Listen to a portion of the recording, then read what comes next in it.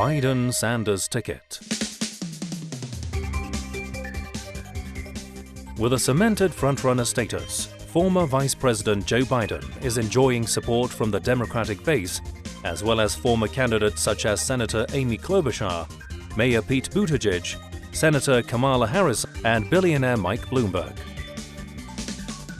I'm looking for a president who will draw out what is best in each of us. And I'm encouraging everybody who is part of my campaign to join me because we have found that leader in Vice President, soon-to-be President, Joe Biden. Today, I am ending my campaign and endorsing Joe Biden for president. Biden has already declared himself the Democratic presidential nominee, stressing the Democrats' common goal of defeating President Donald Trump. After the Super Tuesday, Sanders was hoping that victory in the delegate-rich Michigan could flip the coin in his favor, but he even lost in Idaho, which he had won against Hillary Clinton in 2016. Last night, obviously, was not a good night for our campaign from a delegate point of view. We lost in the largest state up for grabs yesterday, the state of Michigan. We lost in Mississippi, Missouri, and Idaho.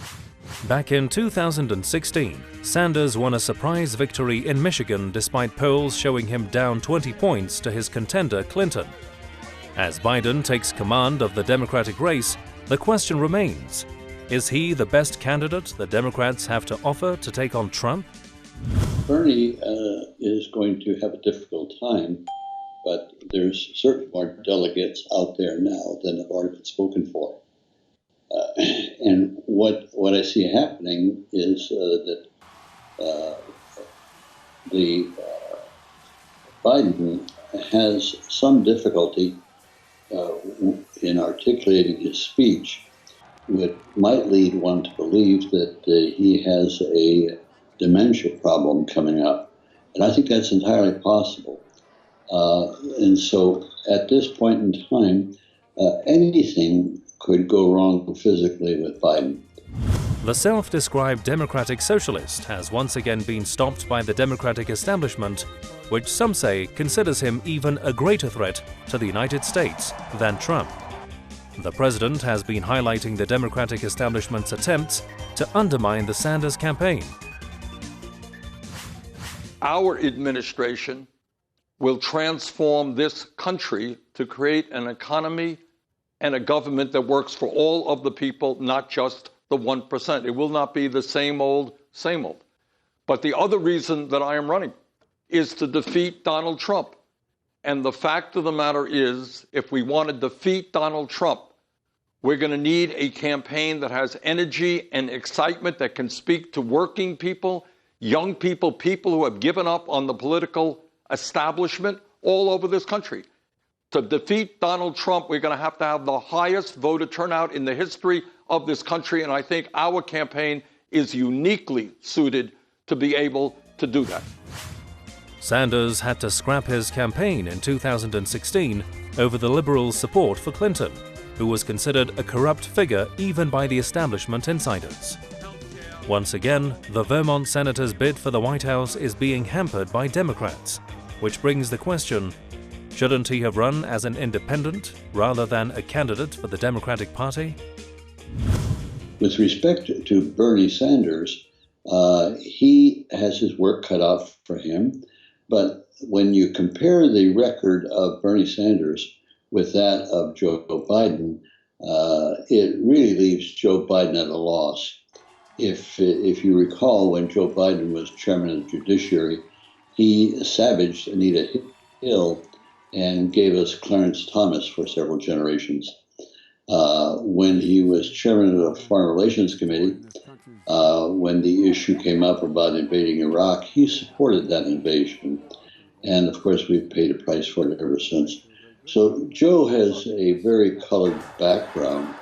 And I think that that's what's going to be hammered away by Bernie. Will that be sufficient to change people's minds? As Sanders argues that his candidacy and policy decisions put him in a better position to defeat Trump, Biden is going after Sanders' supporters, trying to convince them that it is time to focus on the common goal. After a crowded start, the Democratic races have lost all their candidates, except for two male whites, both older than Trump himself. And I want to thank Bernie Sanders and his supporters for their tireless energy and their passion. We share a common goal, and together we'll defeat Donald Trump. We'll defeat him together. If you're talking about taking on Trump and defeating Trump, and Joe understands and I understand that we have got to do everything possible to defeat Trump. And I'll support Joe if he wins, he'll support me if I win. But going into states like Michigan, going into Pennsylvania, going into Wisconsin, key battleground states, these are all states that have been devastated by these terrible trade agreements. And I fear very much, if Joe is the candidate, believe me, Trump will and has already talked about Joe's record on trade.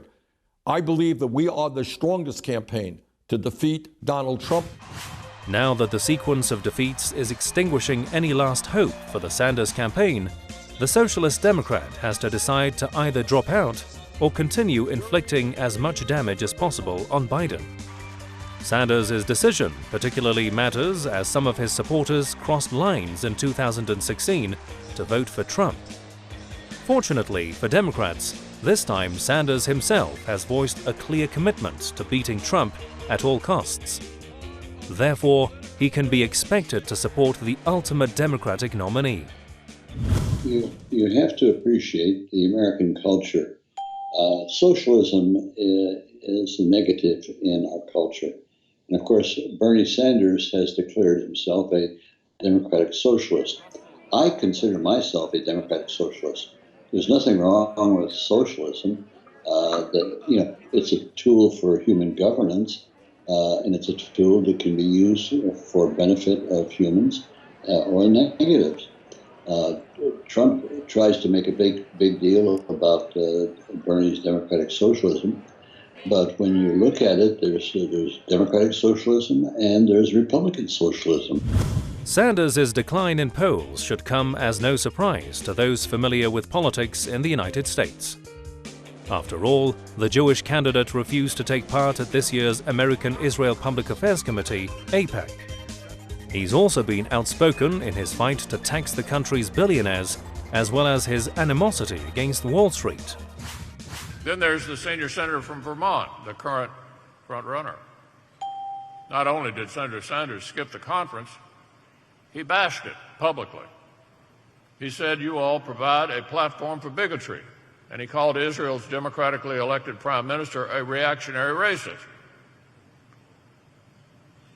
Democratic candidates used to be proud to stand alongside Israel and AIPAC.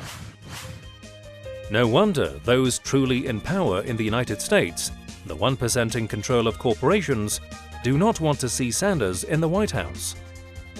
Being an avowed opponent of the most powerful groups in America means the former frontrunner suddenly had to face endorsement for Biden from the Democratic establishment and a subsequent decline in polls.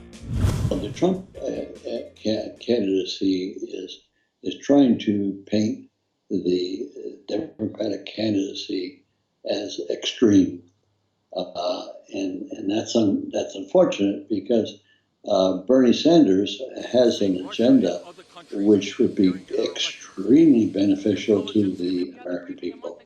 However, that agenda is in many respects frightens mainstream American voters. And that's sustained by the mainstream media, which unfortunately is controlled by the military-industrial complex and Wall Street. The Trump campaign is taking advantage of the Democratic establishment's attempt to weaken the socialist candidate.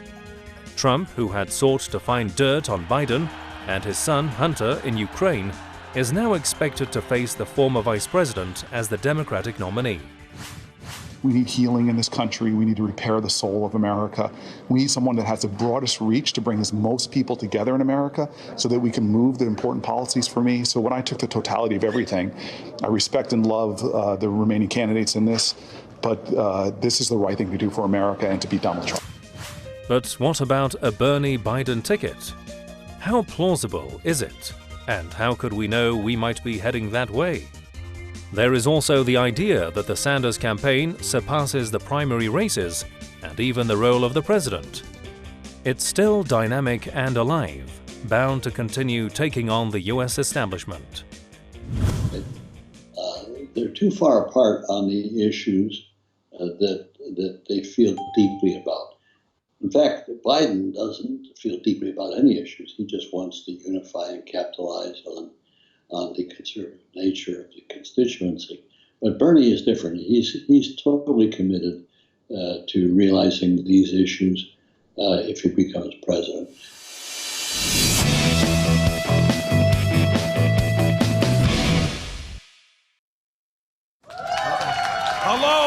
Hello. Thank you, and be quiet. Now listen up, because I'm only going to yell this once. Was tonight the landslide we dreamed of? No. But was it the small victory we expected? Also no. I'd like to congratulate my opponent and America's favorite tickle monster, Joe Biden. I'm sure he is handling his victory with humility and grace. Slap your ass and call my lawyer. We did it. Hey, man, no one thought I'd be standing here on Super Thursday in the great state of, what do you call it? No one. But check your record player, Jack, because Uncle Joey made it.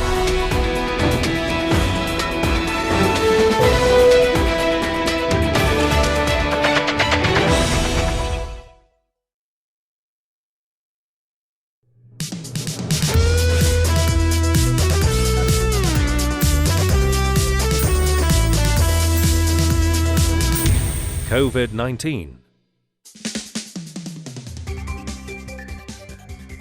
The 2020 races come amid a coronavirus outbreak in the United States and the Trump administration's highly criticized response to the pandemic. The president, who initially called the COVID-19 spread a hoax by Democrats, is now continuing political games to take advantage of the outbreak. President Trump was briefed on the virus 2 months ago, but he buried his head in the sand.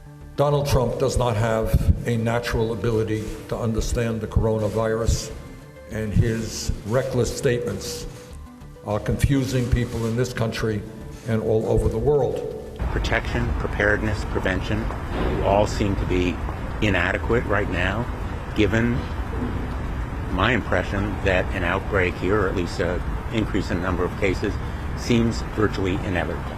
As Congress does what is necessary to respond to the coronavirus, unfortunately, the Trump administration's efforts leave much to be desired. Apart from confusing the public, Trump has touted his border wall as a barrier against the epidemic, an allegation debunked by CDC Director Robert Redfield. Is there anything in those recommendations that say sort of structural barriers at our borders would be of any use in mitigating the outbreak of this virus? Not that I've seen. Thank you. The United States remains dangerously limited in its capacity to test people for the novel coronavirus. Trump appears to have come out of denial in response to the outbreak, yet remains concerned about how the epidemic could impact the economy in an election year. And the result of that is insecurity in the markets, and when the markets are insecure, they sell. They want to have assets that they can control, so there's a panic selling going on right now. If that panic selling leads to a recession, Trump will not be reelected. It's that simple. If Trump can keep flooding the markets with liquidity, if he can establish confidence, if he can gain the confidence of the American people, that will stave off the recession, and in that case, he will be reelected. At least 6 congressional lawmakers are self-quarantining over coronavirus concerns after attending a conservative conference in the Washington area last month. Some have been in close contact with Trump in recent days, prompting concerns that the president could have been infected. Well, I don't think it's a big deal. I would do it. I don't feel that any reason. I feel extremely good. I feel very good. But I guess it's not a big deal to get tested, and it's something I would do. But again, spoke to the White House doctor, terrific guy, talented guy. He said he sees no reason to do it. There's no symptoms, no anything. And you know what? If there were, you people would be the first to know it. You would maybe even tell me about it. Only one CPAC attendee has tested positive for coronavirus, and he was hospitalized. Reports say his symptoms have worsened ever since. Trump was not tested for the coronavirus after shaking hands and flying on Air Force One with Republican congressmen exposed to COVID-19, and is said to be in excellent health. I think what suffered here, this will be in Trump's favor because Trump has been always the candidate of closing off borders. It's now gone beyond simply Mexico. It's a worldwide phenomenon. In addition to the threat of the virus, we have Greece basically doing a replay of the Battle of Thermopylae by standing up to the Turks and preventing that huge wave of immigrants to come into Europe from Syria. So the net result of the coronavirus is going to be the end of globalism and the return of nationalism. While Trump is concerned about an economy that is not working very well for him now, it's easy to see how epidemics could strengthen the conservatives, a great portion of whom would take the chance to close US borders to immigrants and promote racism against US minorities, primarily Asians in this case.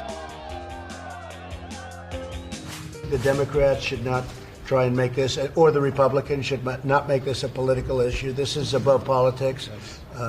Again, we closed the borders very early. We didn't let certain regions of the world come in. By doing that, we really saved a lot. We made a great decision, took a lot of heat over that decision, but it turned out to be the right decision, and that's why we're at 15 and other places have many more. When it comes time to talk about pandemics or whatever you may want to call it, you got to get away from politics. And the Schumers crying Chuck and all these people, they can't, Nancy, you can't go out and just say, terrible, it's terrible. We're doing incredibly. Think of it. Top US officials such as Secretary of State Mike Pompeo and House Republican leader Kevin McCarthy are among those adding a geographical marker to the coronavirus. Beijing has slammed the racist attitude, involving the terms Chinese or Wuhan coronavirus, accusing the United States politicians of disrespect for science. Trump has responded by saying this is all fake news. So you have a huge crisis of confidence right now among the American people who, because of the Trump administration, because of that battle that's going on between him and the oligarchs through the mass media, people have lost confidence. They don't know whether what they're hearing is the truth of the matter. And that is causing the insecurity that is leading to panic, which leading to stockpiling, people buying up toilet paper for some reason or other, and the shelves are emptying out in certain areas. There are meanwhile concerns about how the US healthcare system is going to function in the midst of the coronavirus outbreak. Some experts believe that the fragmented health system would slow efforts to tackle the epidemic, forcing patients to pay hundreds or thousands of dollars in medical bills just to get tested. The risk of getting into difficulties is very heavily weighted towards people with underlying conditions and people with the elderly, where the young people, and there will be an exception here or there, the same way we see with influenza, but the risk for a young person who gets infected to getting into trouble is really low based on a lot of data that's coming out of foreign countries, particularly out of China. Great. HHS has designated the coronavirus test as an essential health benefit. That means, by definition, it's covered in the private health insurance of every American, as well as covered by Medicare and Medicaid. And but we're working with members of Congress, and we'll be monitoring the costs very carefully. Nearly 28 million non-elderly Americans, amounting to over 10% of the US population, are uninsured in the US, the only developed country with no universal health care. Being uninsured means they will probably wait until their conditions become serious before seeking medical help.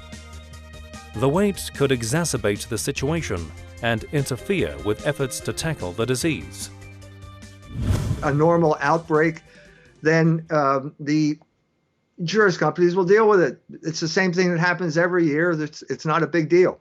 If it's not, then that's going to lead to all kinds of complications, especially if the word gets out and if the insurance companies use an escaped bioweapon as an excuse not to pay, to default on their payment. That could happen, but no one knows at this point because no one can answer that question. No one has answered, let me put it this way, no one has answered that question with any satisfaction so far. While pandemics are known to boost conservatism, the novel coronavirus is a chance for the American voters to consider merits of universal healthcare, an idea promoted by Sanders. His Medicare for All plan is aimed at providing healthcare to every man, woman and child in the United States and without out-of-pocket expenses. Another reason some patients might refuse to seek medical help for their conditions. We have a president who tells us that he is a great genius. He knows everything about the coronavirus. Our administration will believe in science. This is not just the United States of America. And so I think there's a reason why you see the markets falling, and you see the reason why people are very, very upset. But I think if the president were to just get out of the way, let the experts, the CDC and others, handle this, speak to it, talk about what needs to be done, we'd all be better off. A leaked presentation has revealed that the US hospitals are preparing for a major coronavirus outbreak that could eventually infect 96 million Americans, hospitalize 4.8 million others, and kill almost 500,000. After China, Iran, South Korea, and Italy, the United States appears to be the next ground zero for the virus. The key to understanding this is Rahm Emanuel, who became famous in the Obama administration for saying, never let a crisis go to waste. We are now seeing various actors trying to instrumentalize this crisis in ways that I think are going to be unsuccessful. The net result of the crisis is going to be a return to the default positions that existed before the globalist entities took over, before the European Union, before GATT and NAFTA and all of those things. I think that it's the history, the burden of history, the burden of events is going to force us back to that pre-globalist position. The coronavirus pandemic is rapidly escalating in the United States, which not only demands harder work from health workers and the US authorities, but also requires participation from the community. While it is important not to panic in the face of the pandemic, health experts across the world insist that the best way to fight it is to wash hands frequently, maintain social distancing, and practice respiratory hygiene.